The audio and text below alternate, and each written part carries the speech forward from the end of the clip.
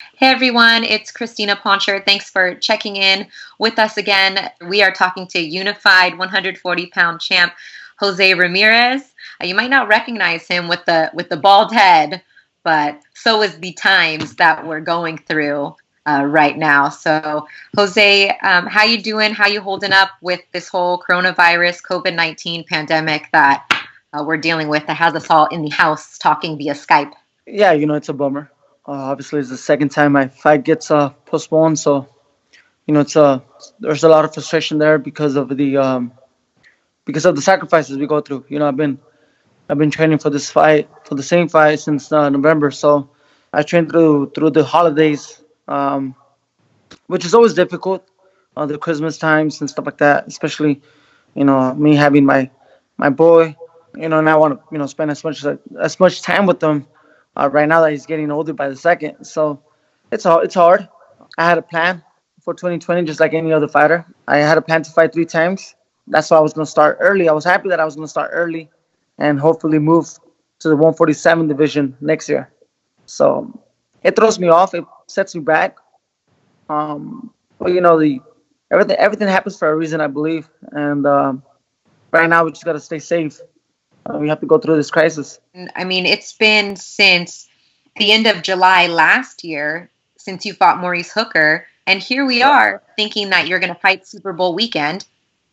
Right. It happens in China. And now we just announced that we have to postpone May 9th. How do you just keep yourself from feeling defeated in your mind, considering you pretty much went through 2 training camps and not even knowing when you're going to fight again? I'm just staying focused. I'm staying optimistic with the with everything, with the doctors, everyone, the first responders. I think everyone's working hard together to get this to go through this fast and get things back to normal. Right now, I think I believe that this is something that requires everyone to be on the same page. To really practice that shelter in place, so we could stop the spreadness of this virus. Myself as a fighter, I'm still staying active. I'm still working. I still plan to work with Robert Garcia in a very precautious way, 3 times a week. Everyone's going through this. It's not just me right now. So um, I think I just got to continue staying optimistic and having a positive mind and uh, and continue working on my craft. Working on little things, even if there's no fight scheduled. But I do know that my fight will be one of the first fights to go back when all this is over. Well, speaking of the last time that you fought against Maurice Hooker, what memories do you take away from that fight and that feeling becoming a unified champ, if we can talk about happier times? It was definitely a blessing. I really felt like the whole top rank, the staff, Miss Aram, you guys, you Christina, that was there with your husband, and I really felt the support, and I really felt like the whole company really believed in me, and the way I won the fight with the 6 round victory, really making a strong statement, against another undefeated fighter. That really made me feel so good, and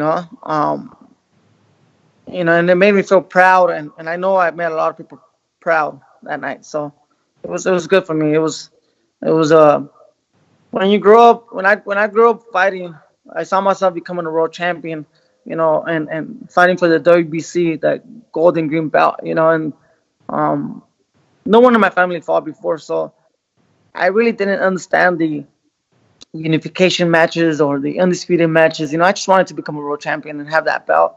But now, obviously, we know the importance of of, of beating another world champion, because that just makes it to the public more known that you're one of the best 140 pounders. And so now having those 2 titles makes me one step closer to become to having all 4 belts, and living no doubt that I'm the best super lightweight fighter in the world. So it was definitely a big accomplishment for me to be able to go through that. So it made me really proud.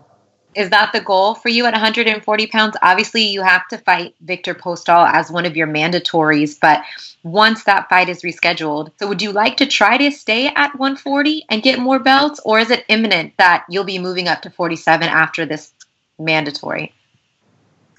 I owe it to myself to to really to fight for all the belts just because I because if I was to move up to the next weight class, people will still be with that doubt of who's the best 140 pounder just because there's another guy with two belts, and there's some other fighters that I didn't get to face at 140. So I really want to prove a lot of people wrong. I want to do it for myself. Um, I know I could be the best 140 in the world. I know I could see myself with all those four belts, and it's just a matter of time. And once I do that, I think that's gonna put my name more out there worldwide, and it's gonna definitely make a stronger impact when I do move to 147, knowing that the undisputed world champion at 140 is moving up to 147. I think that's gonna make more noise. Yeah, similar path to Terence Crawford when he moved up. Exactly. Yeah. 7. So the mandatory against Postol, a unification against Josh Taylor, who is with Top Rank as well. So there shouldn't be any issues. Right. And then, become the number one contender at 147 pounds.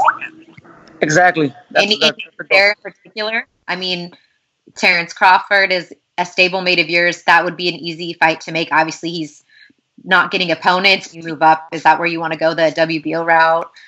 Yeah, of course. I'll take any route that leads me to to fighting for a world title. Crawford, he's an excellent fighter. So yeah, I'll definitely be honored to share the ring with him. I think I'll show him something new. I think I'll bring something out of him that he hasn't brought. I think by the time when I do make that decision to move to 147 and put the extra muscle on my body, I'll be a much stronger Jose Ramirez than what people see right now. I know I could see myself developing to probably a better welterweight than a super lightweight, fighter. I do have the height, I do have the body frame. So I think once I just put the extra 7 pounds, it's gonna be a big, a huge difference in a very positive way in my favor. So yeah, I'll be happy to share the ring with Terence Crawford, and that's probably the easiest fight to make. After Crawford, I plan to stay at the welterweight division for quite a while, and definitely fight all the top names out there, and and see how I do. I think I have what it takes to stay in this level of competition for a long time. Here's some questions for the fans. Let's go through these real quick. This one is from Jay Vargas from Facebook. He said, in their prime, which all-time great fighter would you have most wanted to fight? Chavez. Julio Cesar Chavez. He was known to be the best super lightweight champion. I mean, his picture's on the WBC belt for the super lightweight champion, and so his picture's right there next to mine on the belt, and it would have been a huge honor to face someone like Chavez. This is from Instagram from at Isais_Acosta 123. He said, would you ever be up for a fight with Regis Prograis down the line? Definitely. Definitely. I think if the fight with Regis takes place, it might take place at 147 though, because I have my 140 fights lined up, and I really want to move after that. Right, and I think he'll go up to 47 too. So, next one from Gilius Santiago at Gilius1 on Instagram. What has been the most difficult fight of your career to this point? I've never been really hurt, or really gone through too much adversity in my short career. I think the best fights are yet to come. But I will have to say maybe Cepeda, because there was a headbutt. There was a headbutt early on that gave me my first cut on the professional level. So I had a fight with a little adversity. He was a little crafty, and the way he jumped in, being a short southpaw, made it very difficult. Just because after the headbutt happened, you're fighting with that extra cautious. But once I picked it up, I think I took full control. I should have done that early on in the fight, and I think I would have made that fight a lot easier for me. Let's go to the next question from Ruben Gonzalez at Sportsman11 on Twitter. Any chance you could follow in the footsteps of your friend Manny Pacquiao and enter the political arena? It seems like your hashtag Fight for Water was just the first step for you in what could be a political career. Any interest in politics? Not right now, Christina. I'm very interested in helping positive causes and fighting for the right issues and supporting a lot of hardworking people in this country. Uh, just because they remind me a lot of my family. So the people that I fight for, the causes that I fight for, benefit those people. And I'm talking about the immigrants from all over the world who come and work in the ag industry, and they need the water for their jobs, and they need their immigration status for them to be uh, comfortable in this country. They deserve it. They're part of our economy. They go shopping. They bring. Uh, I mean, they're the ones that are out there right now as we speak. Even going through this COVID-19, they're the only ones out there in the field still working. So, um, that's why I do so much for them. But as far as overall politics, I think that's a whole different animal. I don't want to mess with. And another one here from Instagram from Fausto Feriante. He asked, what is the most important part of your preparation before a fight? Having a lot of discipline, that's the most important for fighters. For them to stay focused enough to where even if no one's looking at you and your coaches aren't out there to put you on the right track, you have to make the right decisions. When you're getting ready for a fight, if you go home and visit your family on the weekend, you keep the same nutrition uh, that you have when you're in camp. Um, you know, waking up early, doing your workouts, not try not to miss any workouts, because a lot of people, they especially get to this level, they get very comfortable. So to try to get better every single day. Really good answer. Very, very good answer. So that's all the questions that we have for the fans. I just want to ask you on a personal note, training with Robert Garcia, that stable is really building back up to, where it once was. And you train alongside Virgil Ortiz. What do you think about him and his father? He's a very strong athlete, very strong young uh, fighter. I think he has a very promising career. Um, he actually, him and his father, they have a lot of respect for the sport, and the dad, um, even though he's 21, he doesn't drink. He's a kid that doesn't. He likes to play his guitar. He's always training. His dad always has him working out. Even when he goes back to Texas, he's always staying disciplined, staying sharp, and he comes back in shape. To every camp. So that's what I'm talking about. Is that being focused Yeah. enough, discipline, and that's how I know he has a promising career because he's very dedicated, and his dad keeps him in a short leash too, and that's very good. That's a good combination to have. I seen an interview and they asked him who was his idol, and he said Jose Ramirez, and this contender now to my eyes is a contender.